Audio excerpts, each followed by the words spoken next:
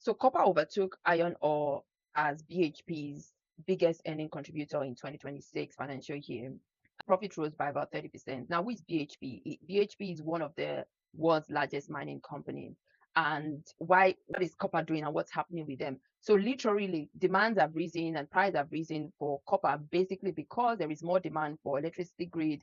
It's needed for electrification, renewable energy, and increasing AI data center.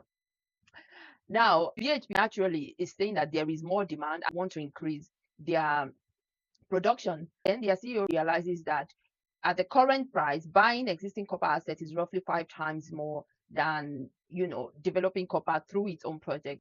They say even though we want more copper, we're looking at the acquisition market, which just doesn't make sense for us.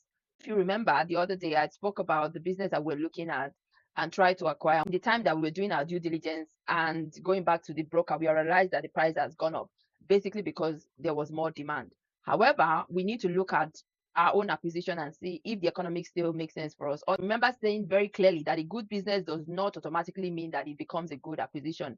A good asset does not automatically mean that it becomes a good deal, because what? Price matters. If you pay premium, the business has to produce enough additional future cash flow to justify the premium that you're paying. Looking at this, it tells you one quick thing, that sometimes the smartest acquisition decision isn't negotiating, and I'm not going to go back to them and negotiate more for that business because the economics just literally doesn't work.